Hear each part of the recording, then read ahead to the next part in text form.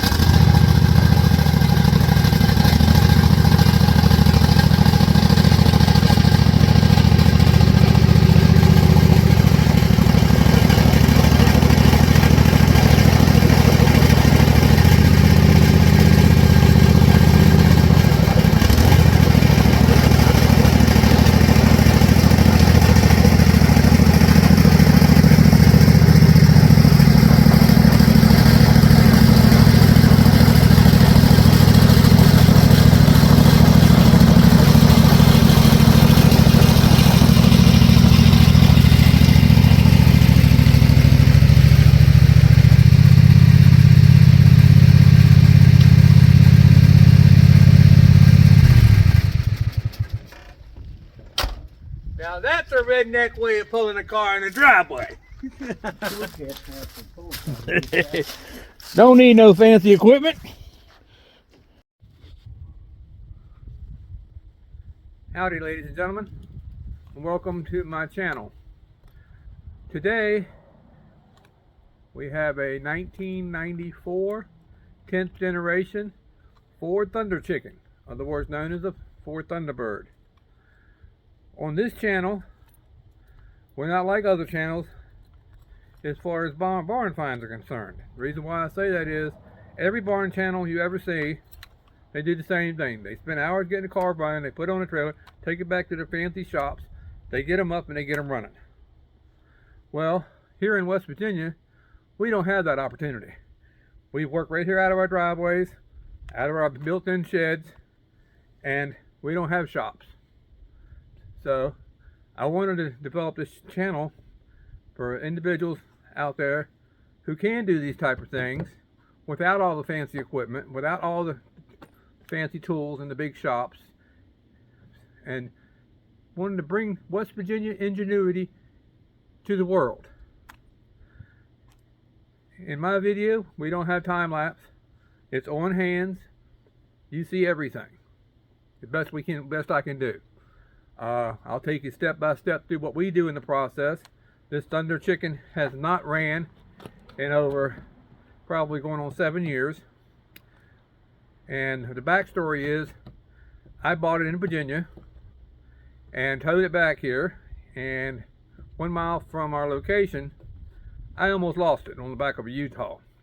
The slippery road went off the embankment, and if the second strap on the car dolly had it broke, I probably would have lost this down 600-foot cliff, because there's no guardrails here in the country on these country roads.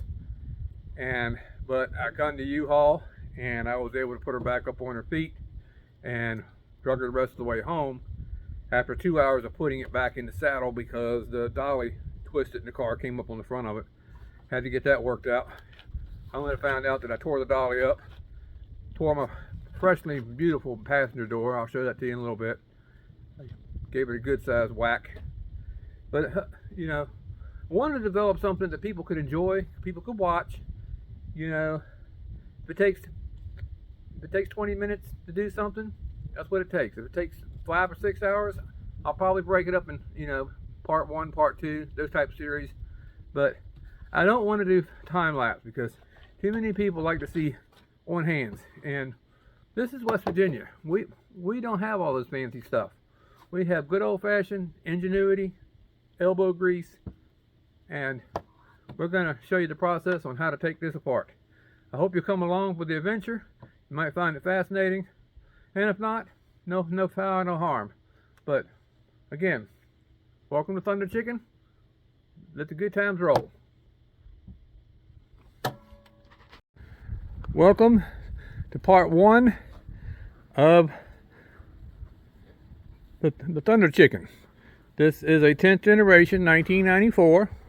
She was picked up out of Virginia. She has not ran for about 7 years. So I wanted to give you a quick glance over on it and show you some things and maybe what we're going to do to it, try to get it running with limited means that we have, because we don't have all these fancy gizmos that you guys in the city have. So I'm going to do a walkthrough with you real quick. I'm going to give you a quick glance over on the car. You know, if you guys got any suggestions or anything in the comments, feel free to please like and share this. And if you like the channel, you know, we are fresh, we're Alligate. We're very new at this. We don't have fancy cameras and gizmos and all that. But if you like the channel, you know, and you want to stick with us, appreciate a subscription or subscribe, whatever they call it nowadays. So here we go. Let's do a walk around. As you can see on the front nose, we have the instep T-Bird emblem, which I thoroughly enjoy. Under the hood here, we have a 4.6 liter. She puts out 205 horsepower, and as you can see, she's not in bad shape for being that she sit here. The car initially does need a transmission, which we do have in the barn right there. That's what we work out of. I went and ordered one off the eBay channel, got one for 65,000 miles, paid $600 for it. We hope it's a good one. But here's the engine bay. And we'll surely bring you along on that transmission job, because that's going to be fun, because as you can see, this is what we work on. This is our ground conditions. So we get a little muddy, we get a little wet, but we get it done. Okay. Easy place for an alternator to be, real easy to get to. We'll have to replace these pulleys here. I don't think we can polish them up. Coil pack's looking good shape. I mean, overall, except for some rusty fuel rails, like you can see over here, and you can see back in here, you can see where they're probably, I don't know if we can polish them up. We're going to try. There's some more back here. We'll try to take care of that. But overall, I mean, there's zero rust on this car, period. Underneath, frame and floor pans and everything are solid for 29 years old.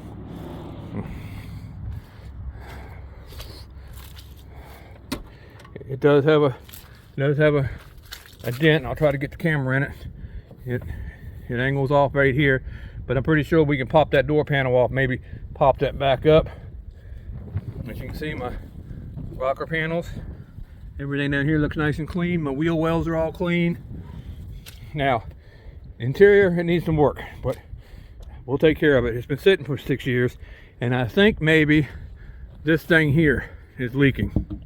I think that's leaking because I put some baking soda in it when I first got it back in December, and as you can see, carpets got really wet. I was hoping maybe I could use that for musk smell, because in here in West Virginia we use a lot of baking soda to get rid of that old nasty smell out of cars. But as you guys can see, My headliner's still nice and intact. I mean, you look at these. Look at these sun visors. I mean, perfect shape. No rips in the seat. No burn holes. I mean, I will need some cosmetics here and there. It does need a bezel for around the gauges and stuff. I'm sure we can get that off to eBay. I mean, you look at these seats. No rips.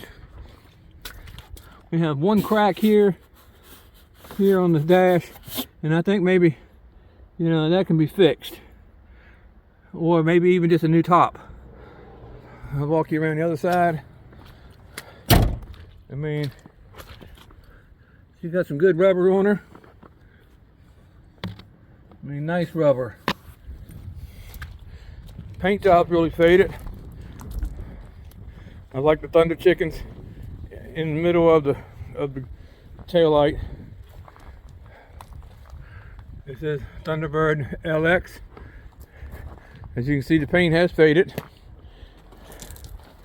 but my quarter panels are still in good shape. We got a little bit of rust up here. This is the door I was telling you about in the previous video that almost came off the car dolly. I've got some damage. I'm hoping we can fix that up. You know, and another thing too is I'm taking all this side molding off, and I'm gonna make it one-sided body. If anybody guys out there got any suggestions on what to do with this crimp metal, I'd appreciate it. And then again, we got some surface rust, but I can guarantee you there is no rust on this body. At the end of this video, this series, I will reveal what I paid for it. But the goal right now, we want to get the seats out of it. We want to get the seats out. We want to get the carpet out. See how much water damage we got. Pull the door panels and get all that cleaned up. Then we'll start working on the engine, trying to see if we can't get it to turn over. We'll drain all the fluids. We'll drain all the gas, old gas with new gas in, new filters, and then new antifreeze, all the typical new fluids and new plugs. We'll dump some marble mystery order down in there, and we should be okay. So I hope you'll come along for the ride. This could be several episodes, but I think overall, once you see how we do things, maybe you'd like to take on a project. Maybe you do like to think for yourself. Maybe you could do something.